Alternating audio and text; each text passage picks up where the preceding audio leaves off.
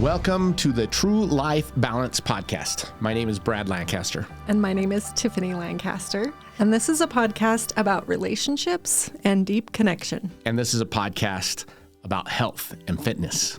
And this is a podcast about consciousness and purpose. And this is a podcast about business, sales, marketing, entrepreneurship. In other words, it's a podcast about everything that we care about. So come along for the ride and hope you enjoy. All right, honey. Well, here we are in our brand new podcast studio. Wow, congratulations. Nice work. Thank you. You did very good. This is Tiffany's creation, her vision, and she and one of our workers on our crew put this whole thing together. And by I mean her and Justin, like they literally were the ones in here doing that. Came out beautifully. You did all the paper, all the wallpaper, the design. Thanks. I can't give you enough credit. I'm pretty excited about it. Episode 14. So, we are not only going to be recording our podcasts here in the studio, we are going to give other people the opportunity to record their own podcast here in the studio. And we will edit the podcast for you and upload it to the platforms, right? Yeah, that's the goal. So we become your podcast studio. Local podcast studio here in Tooele County. Yeah, just come on in, record your podcast. We'll send it to you so you can preview it, and then it's off and going. Yeah. You can, if you want more information about that, you can check out our website at truestudios.org.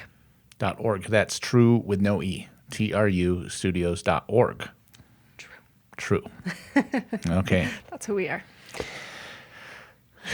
Yeah. Great. Nice little promo there. Yeah. One more business to run and operate. Why not? So we've talked about that we were going to talk about a couple different things. I think we ought to just go with our heart and what feels right to break down. It's been a couple weeks since we recorded last, and we've had quite the experience. Had an opportunity to participate in plant medicine. Yes. Yeah, and as I think about what we're going to talk about on our podcast today, like I can't help but think of anything else because it was such a profound, amazing experience that I just don't know how we can not share that. So yeah, I think we should start with some disclaimers. That number one, we recognize that the majority of plant medicines that we talk about are illegal in the state of Utah, and so we're not encouraging or like pushing the use of. You have to go out of the country. To do it. So what else? These are not things that are to be taken lightly. Oh no. These are not party drugs. In fact, like there are several religious leaders that are now, or religious folks that are diving into the use of plant medicine to help with so many different ailments. The one that comes to mind for me right now is mental illness, especially where PTSD and the use of psilocybin, ayahuasca, several other psychedelics in helping treat severe mental illness. And the studies are remarkable what's coming out. And so we've felt called. You said you felt called the first time you were in Costa Rica. Yeah, Costa Rica is, I don't know, I feel like that's where a lot of the world goes to participate, specifically with ayahuasca, but other plant medicines as well. And I had actually met, she called herself a plant medicine doula. And I had a pretty in-depth conversation with her about that in 2019, which was really intriguing to me. And I'd watched a couple like documentaries and had done some research prior to that. But, hearing firsthand experiences is always really intriguing. So, Yeah, and the way we live our life, we don't gain our. You and I are experiential, like most humans. We want to gain our own sense of faith or belief or testimony, if you will, from our own experiences. That's the only place we feel we can be really qualified to teach from. And we're teachers at the end of the day. You and I love to teach. We love to share knowledge in an effort to try to raise the collective consciousness. Yeah. So, for those who don't know, what is ayahuasca? Ayahuasca is a combination of two different plants, right, that are found in the Amazon or in the jungles of Central and South America. Mm-hmm. A vine and then a leaf from another plant. I can't remember the name of the other plant. But they basically make a tea. Make a tea that is boiled for a long time. And it produces the DMT God Molecule. If you haven't looked into what that is, I strongly encourage you to go check that out. Yeah, there's a cool documentary. It used to be on Netflix. I don't know if it is anymore, called The God Molecule. Yeah. Hosted by Joe Rogan. I think he's the narrator of it. Yeah. Goes into that, what DMT is, dimethyltryptamine. Tryptamine, yeah. Dimethyltryptamine. And has been credited for what can only be described as some of the most ineffable experiences that humans have experienced. Many report like seeing a creation, seeing Creator, seeing God, speaking with God, seeing the universe, and seeing their higher self. That's probably one of the biggest takeaways that you seem to get, or seems to be universal, is folks have an experience where they understand like a higher version of themselves. Yeah. Well, in this experience, in our experience, it definitely is not like a get together and party type of drug. It's very ritualistic and sacred and respected. Well, Michael Pollan, in his book, How to Change Your Mind, nails down, and you hear this over and over again, set and setting. Mm-hmm. So first and foremost, your mindset going into any kind of plant medicine experience. What is your mindset? Like if you're coming at it from a place of fear or worry, or like if that's your overriding theme of consciousness, it might not be your time. If you're in a setting that the setting is just as important, if not, they're equally important. Your mindset going into it, what you've done to prepare for it, and then the setting itself. And so, as for those who are interested, I think let's talk about our own preparation to get our mindset ready. We followed a pretty strict diet for about 7 days, 7 to 10 days. Yeah, they recommend, up to 2 weeks. Up to 2 weeks. Prior to participating in the ceremony, you follow a strict diet of eating clean. No caffeine, no red meat, no sugar. Processed foods. No processed foods, low salt. Low to no salt. Low to no salt. What else? Well, the other thing we did 3 or 4 days prior to the experience, along with and lots of water. Mm-hmm. And then 3 or 4 days we went on a social media and media fast. Right. I turned off all my social medias, stopped looking at them, and I haven't really turned them back on. Yeah, we've pretty much kept up not only the diet but the social media fast, which has been amazing. And the reason I wanted to talk about this is because it's been so life-changing for us. Like I can't help but want to feel the need to have to share this experience with all of our listeners, because it was just so profound. Yeah. You start with the strict diet, and go ahead, Brad. Yeah. So strict diet, and then the and then the social media fast. And what this is doing, so first and foremost is getting yourself ready. Because this plant medicine, ayahuasca, is the one we're talking about that we had an opportunity to sit with. Ayahuasca is it's powerful. It's called, in the native tongue, they call it abuela, or grandmother, and it really is the grandmother of all psychedelics. And the one thing that I think is cool about ayahuasca compared to like several other ideologies, ayahuasca and psychedelics, by and large, we are products of our culture. I mean, there's a reason Judaism is as big as it is in Tel Aviv. There's a reason Islam is as big as it is in Saudi Arabia. There's a reason Catholicism is as big as it is in Italy. There's a reason the Protestant faiths are as big as they are in the Midwest and in the Southeast United States. We're a product of our culture. Like, we literally receive all of our information via culture most of the time.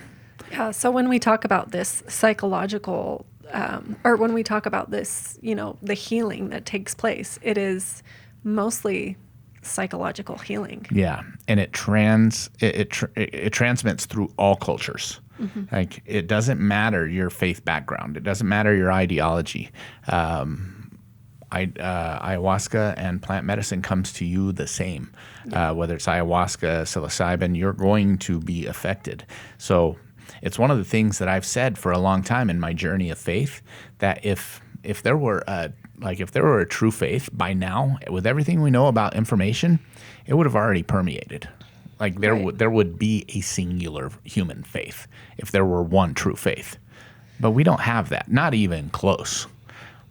But plant medicine, like, it permeates all culture. It permeates all belief.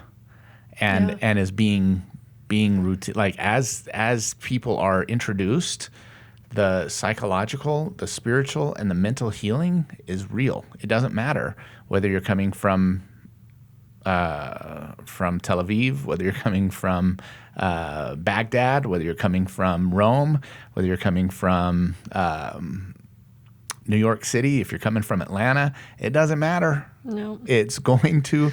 Well, what it does is it dives into your trauma, to your ego, and it, like, tears it open and sets it right in front of you and says, this is what you need to look at. This is where the healing needs to happen. And at least that's what from my experience, what I saw. I mean, everybody has their own experience throughout the journey. Yeah, and the experience itself has been really well documented. Like, right. I don't think we need to share anything about the, I don't know, maybe you feel we do. Do you feel like how much the experience of, like, taking the medicine, and there are some great documentaries that have been done. In fact, there's one that was just released by Aubrey Marcus, is really great. And he had, and then he has a podcast that he just released with Aaron Rodgers, where you can learn all about.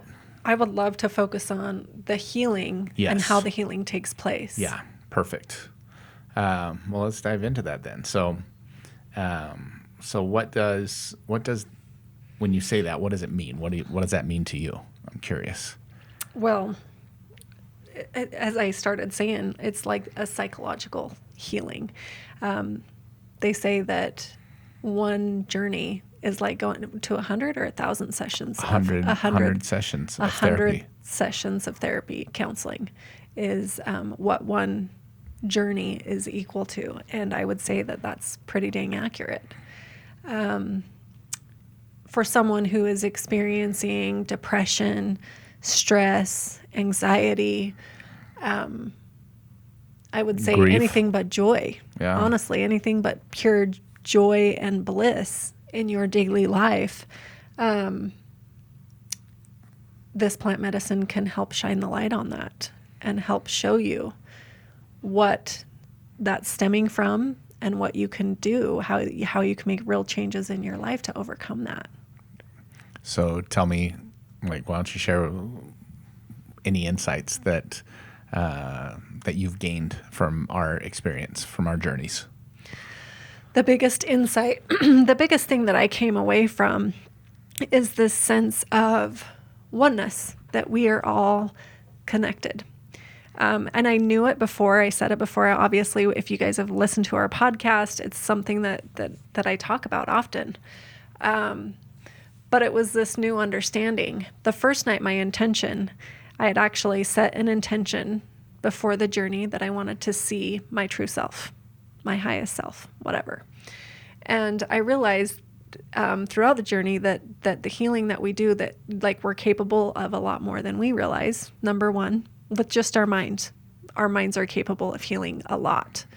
And number two, by the end of the journey, the conclusion that I came to, or what I was shown, is at the end of the day, it's not really about you. You're just a vessel for healing of the collective consciousness, which the best way for me to explain it from my perspective is there's this overall vibrational frequency that the collective consciousness is operating at. And for the last little while, for the last lot of while, actually, the collective has by and large been operating at a pretty low vibrational frequency, meaning we've been operating out of fear. We've been operating out of anger. A lot of these, anxiety, distress, Shame. and anxiety, shame. These are all lower vibrational frequencies. And when I talk about, vibrational frequencies, it's just energy, and emotions that we experience are just energy in motion. And so if we are experiencing these lower energies and we're walking around throughout our day with these types of emotions, we are emitting that energy, and other people are feeling that. And since we're all made from the same stardust, we're all operating.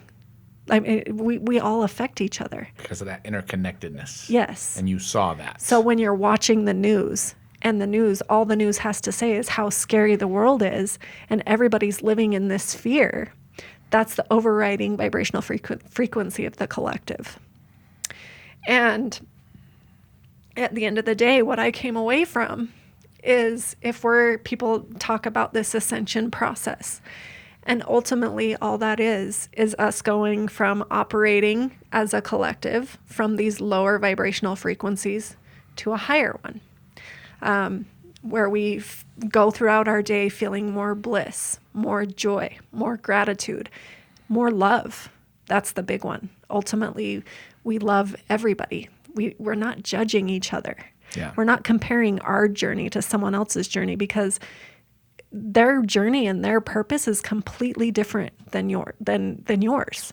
We're all on our own path, and we can respect each other's paths. There's no reason for us to have to, how boring would it be if we all had the same path, if we were all the exact same people. So the point of this life is to love people for where they're at on their journey and for the journey that they're on, and let them be different. We're not meant to all be the same.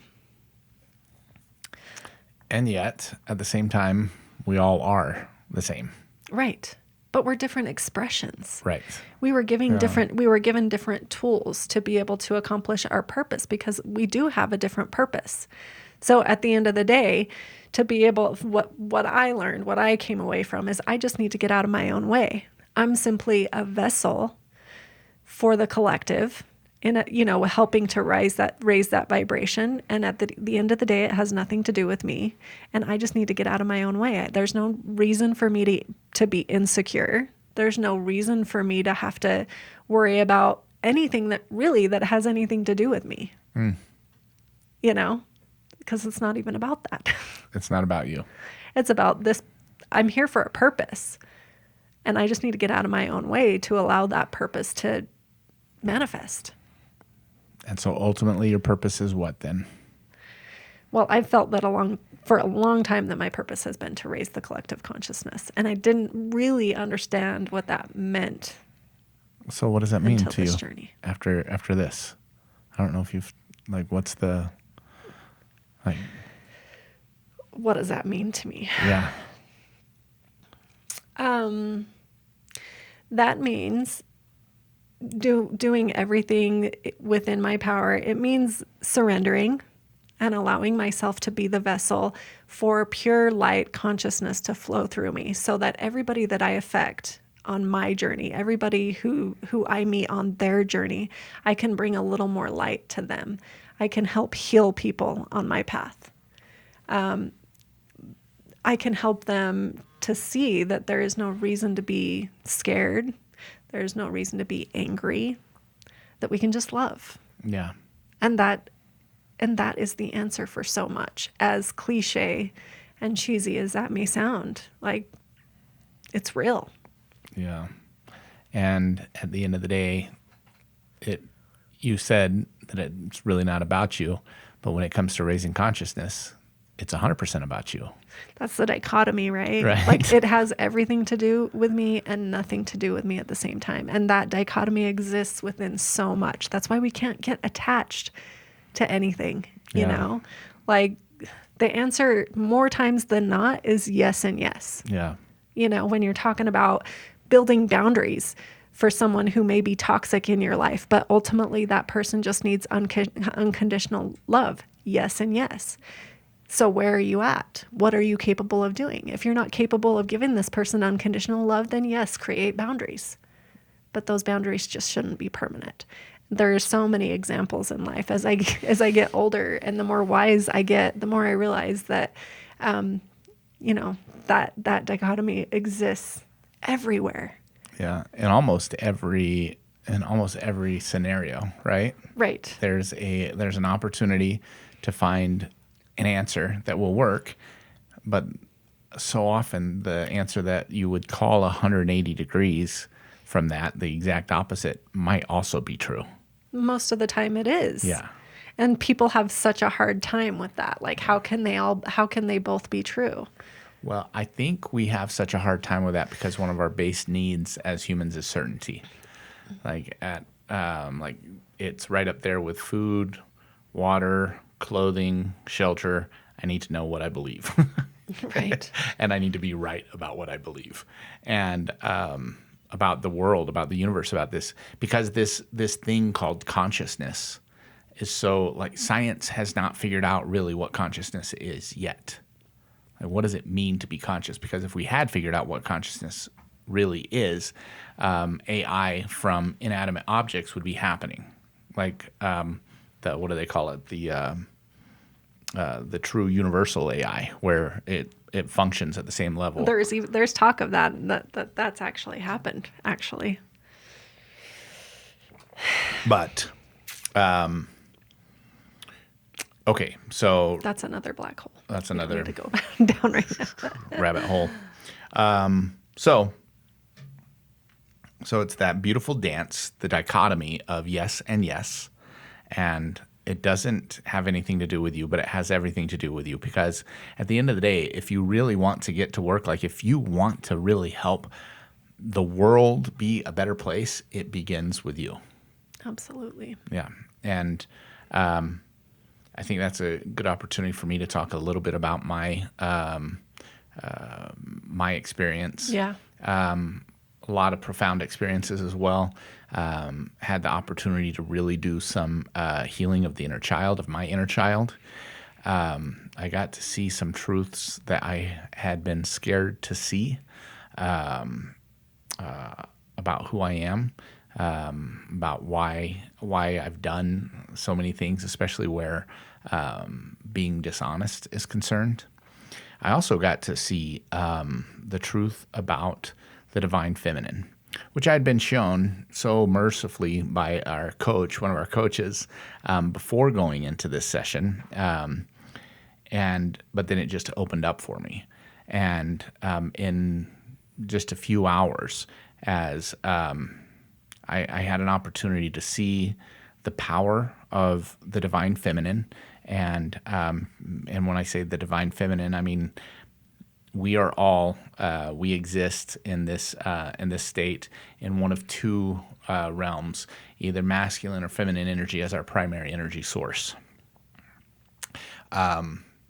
The the universe was built this way. And what we're talking about, that duality, that dichotomy, is evident in the masculine and feminine. You can't have one without the other.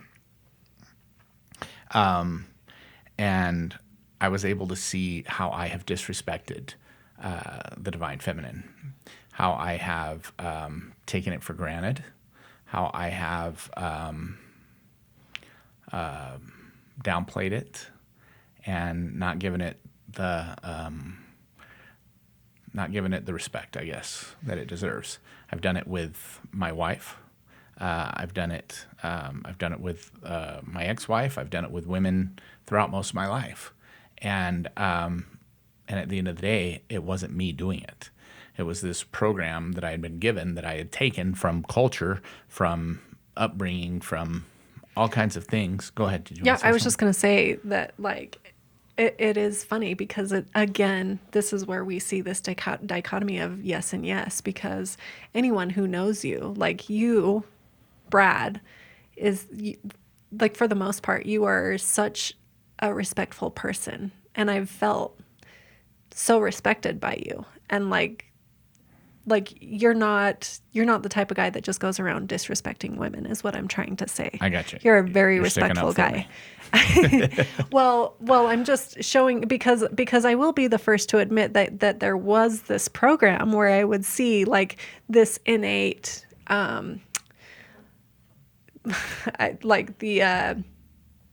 Misogyny. yeah, a little bit in certain ways, right? Like, oh, I'm the man, I'm the one that makes this decision, or I'm the man, I'm the one that knows better about this sort of Which thing. I And you have wouldn't never just, actually said. No, Yeah. it's the energy of it that, Right. that has come across from time to time that has triggered me and that we've had conversations about.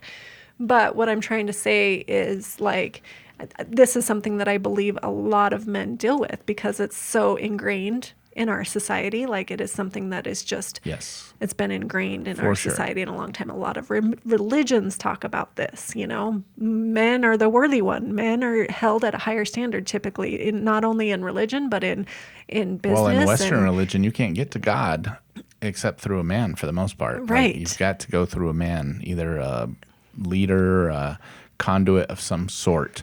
And they're always men. Yes. And I believe that this has been done almost like intentionally over time. Like, the divine feminine has been suppressed throughout our history. And I think there's a reason for that. Yeah. Yeah, I do too. The divine feminine is what, in my opinion, is what connects us at a deeper level to source, to God, to creation, at a higher level than anything else. Yeah. Well, and to mute the divine feminine in the masculine allows for the masculine's ego to go unchecked. And I think that's what's happened in our society. Yeah. Yeah, and it happened to me at a personal level. And yeah, I don't think I've been a monster, No. but I've been guilty of this. I've been guilty of this at an attitudinal level. Like, my attitude has been even a very subconscious attitude that, while at the same time, like you said, being very respectful. But like, what's in your heart? What's in my heart? And that's where I came away, like, wanting to challenge my brothers out there. Like, what is really in your heart, where women and where the divine feminine is concerned, and just challenge you on that, because I've had this world opened up to me that I am so grateful for. I now understand that I am married to and have a life partner with somebody that is connected to source energy at a much higher level than I think I could ever be. Now, it doesn't mean that I can't connect to that source. I absolutely can. My role is a different role. And my purpose is, while also to raise the collective consciousness, one of the ways I can do it, besides making myself the best I can be, like, from a very practical sense, is to make sure that you are able to channel, to receive, to share in the best way possible.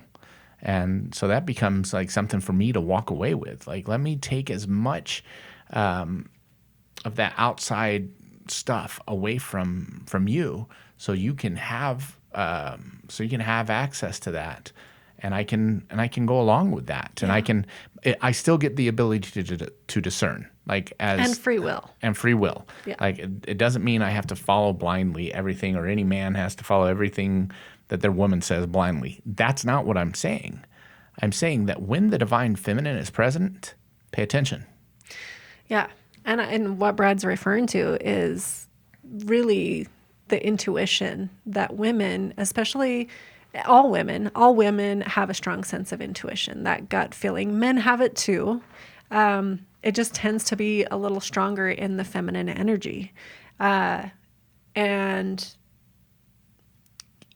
I always like to reference, back in the tribal days when women were on their cycle, when they were having their monthly cycle, they used to gather, all the women in the tribe would gather in a tent when they were on their cycle, because, we're supposed to cycle with the moon when we're in sync with nature. Last super moon tonight. Right. And when women are on their cycle, that is what's called the winter time of the cycle. And it's the time to hunker down and tune in to that intuition, that source, whatever you want to call it, whether you want to call it downloads. And I've been on this journey through my path of yoga, where I have been able to tune in to my body and tune into my mind and notice when these downloads that come through are at their strongest. And I think as a society, we tend to not listen to those hunches. Women and men, we discount them. We've been taught to ignore them. And they're actually so freaking powerful. And I just love, being on this journey, everything that we're learning together as a couple. It's just been so powerful, because when you're coming at it from this true sense of integrity, it's not about, when you allow the ego to just fall away, it's not about anybody being right or anybody being better. Yeah. It's that this is what I'm strong at, that this is what you're strong at. Let's get together and slay it. Yeah, I've told a few friends of mine about this experience, and I've watched the triggers happen. Yeah, I've watched men feel discounted, and I understand why. For a long time, I believed that I was unworthy if I didn't have the same spiritual abilities as somebody else. I must have been doing something wrong. And I believed that because I was doing wrong things. And so there was this underlying shame that had taught me that if I'm not perfect, I'm not willing, or I'm not worthy of God's love, I'm worthy of judgment, I'm not worthy of inspiration. And that's not what I'm saying. I'm not saying that men are less worthy, or that the masculine is less worthy than the feminine. I'm just saying, I've seen that there's just different. But it's super powerful that what can happen, because men, they're freaking amazing. They also can do really amazing things. Of course, we do amazing things. Yeah, men, and I think that's part of the problem with what's happened, especially in our society today, because if you're a white male, you're being shamed. And so, of course, this is something that's really hard for white men to hear in our society right now, is, just listen to your women, because you don't know what you're talking about. Well, and you've been taking the power for so long, you don't deserve the power anymore. But that's not what it's about. Not at all. It's about working together as a team. Yeah. Yeah. And the name of our podcast, we were going to change the name of our podcast to The Conscious Real Estate Couple, but we decided we're not going to after announcing it last week. We're going to stick with the True Life Balance podcast, because this is where the balance is, because of this dichotomy, this teeter-totter of existence. The masculine and the feminine is in this constant, beautiful dance. And there are times when the masculine needs to press forward, literally needs to go and do do the hard thing. And it's not that the feminine energy can't do the hard thing. It's that, like, if somebody's going to go and take a bunch of knocks on the head, who do you want to do it? Well, I mean, let's be real. There are a lot of things that women, I mean, we're built different. We don't need to pretend like that's not reality. Right. Men and women are built different. I can't lift the same amount that you can lift. No matter how much you try. No matter how much time I spend in the gym. You know, that's yeah. We spend equal time. I'm going to be stronger than you, not because of anything I've done other than how I was born. All we have to do is go back to nature, and there's nothing wrong with embracing nature. There's nothing wrong with embracing roles that are given within nature. It's not, it's not CNN telling us anything. It's not the woke left telling us anything. It's not the conservative right telling us anything. I was going to say, and it's not Fox News telling us that it's all about patriarchy. No. They're both wrong. They're all wrong. Oh, and by the way, if you're a gay couple, this still applies because one of you is going to carry more masculine and the other one is going to carry more feminine. Yeah, whether and you're it's gay, okay. lesbian, it doesn't matter. The fluidness is fine. We're all fluid. But at the end of the day, you attract because of this natural pull, and there is one of you who carries more feminine energy and the other one who carries more masculine energy. And when this energy is in harmony, that is when you flourish. Yeah. Whether you're a same-sex couple, whether you're a heterosexual couple, it doesn't matter. It's or even like if in a couple, if the female carries the masculine power and the male carries the feminine power. Yes. That happens as well. There's no right or wrong here. It's understanding the duality, that magical dance that exists. And I was able to see that, and I was able to see how I had stunted our progression as a couple. I had stunted your progression. I had stunted my progression because of my lack of respect or understanding of the divine feminine, truly. Not just our relationship, but our business. Our business as well, where it's really shown up. Yeah. And we haven't been on the same page where that's concerned. And it's caused the most amount of struggle. Yeah. And suffering. Yeah. We were just talking about that earlier today. The one thing I saw that was very clear to me through my journey, is that struggle is almost guaranteed, especially if you are committed to growth. If you are committed to growth, and really even if you're not committed to growth, you're going to struggle just in another way. You're going to suffer more. And you will suffer more. But the thing that we get to kind of play around with is suffering. Suffering almost becomes a choice. Now, it doesn't mean that every time you hurt that you chose to hurt. That's not what I'm saying. I'm talking about the emotional suffering that comes from focusing on lack, comes from focusing on fear, comes from focusing on judgment, comes from focusing on shame. That suffering. And that suffering is, I believe, I 100% believe you can move through it. Yeah. And you don't have to sit with suffering. Well, even in struggle. Yeah, I want to be clear, as we're talking about the different vibrational frequencies and these lower theme emotions, regardless of how enlightened or high vibe you are still going to feel these emotions, these lower vibe emotions. They are a part of life. You can't know the light without knowing the dark. But what has happened, where the complete imbalance has happened, is that we get stuck in these emotions and we try to push them away. We try to not feel them. And so what happens is they don't process. They don't process the way that they're supposed to process. Because it's not that we're never supposed to feel guilt or fear or any of that. It's that we're supposed to shine the light on it when we're feeling those emotions, and we're supposed to allow those emotions to process and allow ourselves to feel it. The healing is in the feeling, as one of our coaches always says, and it's so true. Like, if you keep pushing it away and acting like it's not there, it just festers and it grows and it grows and it grows, and then before you know it, you're in this deep depression. Yeah. When we talk about bringing light, because we use that expression, what are we really talking about? Awareness. What else? Like, because what I'm thinking about is like when I say bring it to the light, I'm talking about like you're aware of it consciously. Yeah.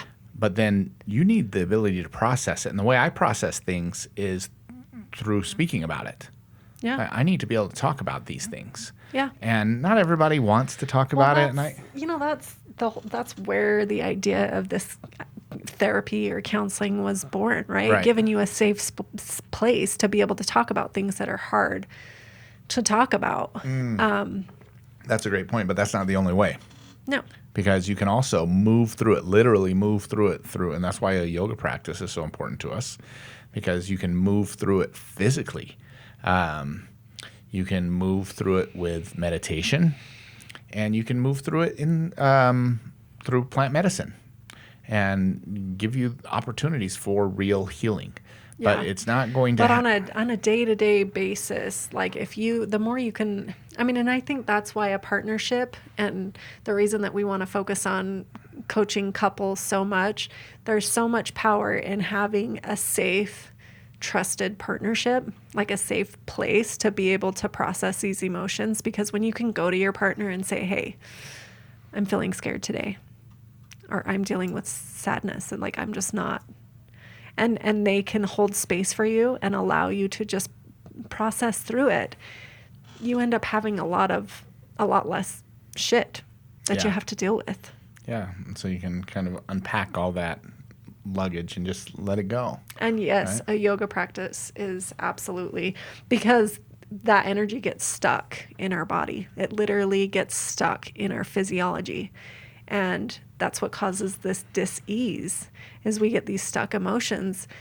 A lot of times it happens in our hips. That's where we store a ton of emotion. That's why in a yoga class, when you're doing a lot of hip openers, people will start crying in the middle of a yoga class with hip openers, and they don't really understand why. Yeah. They just start bawling. Yeah. And we carry it in our shoulders. Right, we carry it in our knees, we carry it in our backs, like everywhere, right? Everywhere. And in fact, if you one easy thing to do, like if you're dealing with a pain or an ache in a certain part of your body, you can go to Google and ask Google, what does this pain mean emotionally? And Google will tell you because there's all kinds of different healing modalities out there, but it will tell you the part of your body that you're feeling, the emotion that's attached to it, and that's a fun thing to do.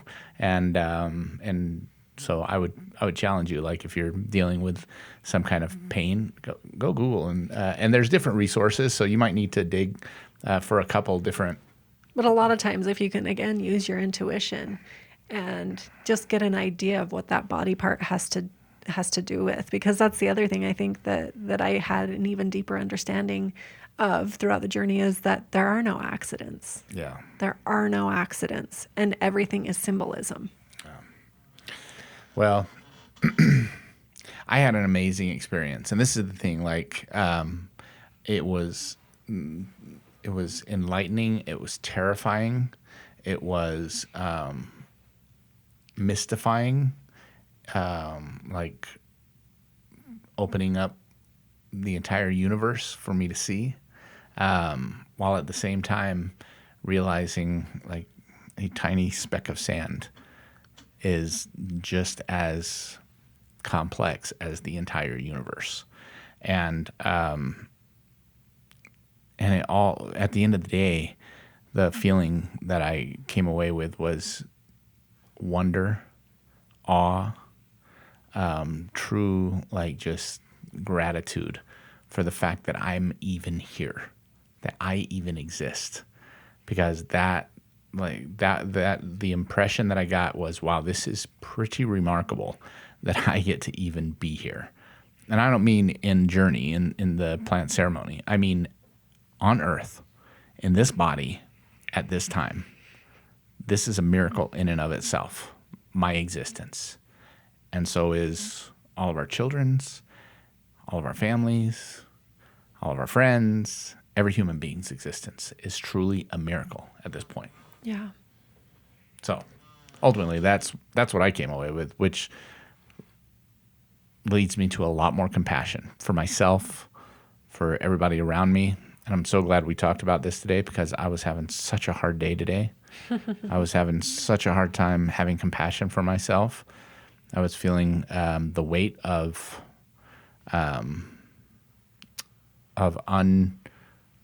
decisions that were made in a lower theme of consciousness. Because while we're going through life, we're going to make decisions, and that vibration that we're acting in, that theme of consciousness that we're operating in, that will determine what kind of decision we make. And so, I mean, if you think about it, like if you're angry, I say this from, like, I've talked with my crew about this a lot, because working through anger is a big thing for us men. Who can, as a man, look at any decision you made when you've been really angry and thought, oh yeah, I nailed that. That was a great decision. I can't think of one. I've done a lot of stuff when I've been angry, and I'm not proud of any of it, like zero. But I've been able to see that that wasn't me. That was simply decisions made. Because I can see the decisions that were made, it means I didn't make them. They were decisions that were made while I was in this theme of consciousness. Yeah. It doesn't mean I don't get to take responsibility for it. In fact, it means I have to take full responsibility for it. But today I was feeling the weight of those bad decisions. I was feeling the consequence of those bad decisions. And it was heavy today. And I'm so glad we were able to review this. It's probably why I was a little hesitant to even talk about this today. Because I was like, I don't know if I want to, but I needed to, so that I could remember what a miracle it is. Yeah. What an absolute profound miracle it is that I'm even here, and that beautiful. You're here. And yeah, I think the compassion that we walked away with, first of all, the group of people that we went into this experience with, like, I really do believe that they will be our lifelong friends, that we went through something with them that few people, I mean, it's becoming more and more popular, but still, comparatively speaking, like, few people are willing to do that type of work. Yeah. It's whether it's the taboo-ness or, it's not easy, and it shouldn't be taken lightly. So, like, there's no judgment. If you don't want to do it, I don't blame you. Yeah. Don't. Me neither. But when you've gone through something like that, and not trying to compare it to going to war or anything like that, but in a way, that's kind of what it felt like. We had all been through this really hard thing together, and it was excruciatingly hard, but magnificently beautiful all at the same time. Yeah. And the bond we created with those people is just such a special thing. So beautiful. So beautiful. Yeah. So your biggest takeaway then was compassion? Compassion. Yeah, just understanding that all of our journeys are different, down to you and I. Like, our journeys are different, and they look different, even though, like, our journeys are, we're together on our journeys. Our journeys are, as individuals, are different. And we can not only, like, respect each other's journey, but we can admire it, and we can admire other people's strengths, and we could, like, there's no need for judgment or comparison or any of that. Like, we can simply just respect each other and love each other and admire each other and build each other up, and that's okay. Right. Yeah. So lean into each other. Give a little more. Love each other a little more. Yeah. Well, it was an amazing experience, and one that I think I will count on, like, for the rest of my life as just this beautiful, pivotal moment in my life. And I'm so glad we were able to do it together. Some people suggest don't do it with your significant other, and some people choose to, and some people choose not to. I don't. When endeavoring to work with plant medicine, listen to your heart. Yeah. There is no right or wrong. There is no holy book. There is no scripture around it. That's so true. There We didn't is. sit by each other the first night, and I think that was the right thing to do. Right. And then the second night we chose to, and I think that was the right thing to do. Yeah. So I think if you do feel called, listen to it. And if you feel called, it will find you. It's in an amazing way. And you'll realize that this idea of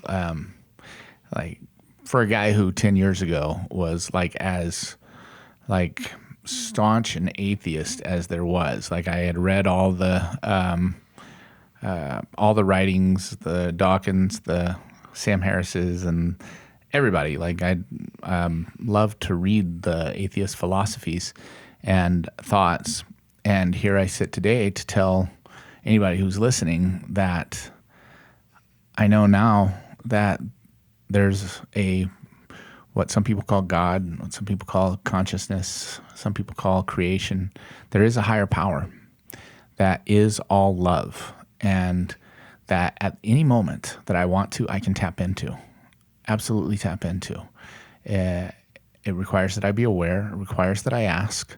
It requires faith, and it requires that I believe more in the unknown than the known.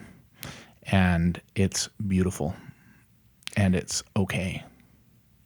And I can walk with that knowledge. I can walk out of here and know that I don't know exactly what's going to happen when I die. I'm not saying that. I'm not saying that I know any more about creation. I'm not saying I know any more about anything other than love and the divinity of love, the eternal nature of love. Well, at the end of the day, I think the best way that I've ever heard it described is heaven is here on earth and hell is here on earth. And finding God or source or that higher power or whatever it is can allow you to live a life of heaven here today. Meaning we don't have to suffer. We don't have to live in turmoil. There is a path. There is a way to overcome all of that. And it's accessible to everybody, regardless of how much you've sinned or whatever you've done. We've all done shit that we regret or that hasn't been good. And none of that matters at the end of the day. Yeah. Consciousness, in my humble opinion, allows you to see why you've made some of the choices you've made, and that not that it's going to happen. It's part of this human journey, right? That's what we do. And anyway, life is beautiful, and everybody deserves to experience its beauty. Yeah. Well, anything else you want to share about our experience? I think that was it. Okay. Sum it up with that. Man, I'm so glad we did this. I did not know we were going to do this. And I was scared to do this. And I thank you so much for leading the way once again. Yeah. I love you. I love you too. All right. Make sure to like and follow and do all that stuff. And if you liked this episode, be sure to send us a message or something. We'd love to hear from you. Yeah. Real quick, I just want to bring up, we talked about the podcast studio with True Studios, but we're also going to be doing a yoga studio, helping yoga teachers market themselves online while still holding live yoga classes here in the studio. So that's another service that we're going to be offering as well. So anybody who wants to come in for a yoga class, we will have that schedule out soon. Yeah. And I don't think we gave enough credit to Trenton. I talked about Justin, our worker that came in and worked with us. But we need to make sure Trenton gets as much acknowledgement. Trenton's our son and our engineer and our systems manager. Without Trenton, none of our businesses exist. Probably safe to assume, yeah. Yeah. He's built all of our systems out. He's managing all of the podcast equipment. He will be the one editing all of the videos and getting them out on all of the platforms. He's and he also a genius is running when it comes our to that yoga stuff. studio now. Yes. So And he's a yoga instructor. Extremely talented. And we're so grateful to have him. So grateful to have him in our family and in our lives. And you will be too once you come in and meet him. So I think that's it. That's it. Okay. Thank you guys for listening. And we'll see you next time. Namaste. Namaste. This podcast was brought to you by True Agency Real Estate. If you want to check us out, our website is www.utahtrueagency.com, and we are also on all of the socials.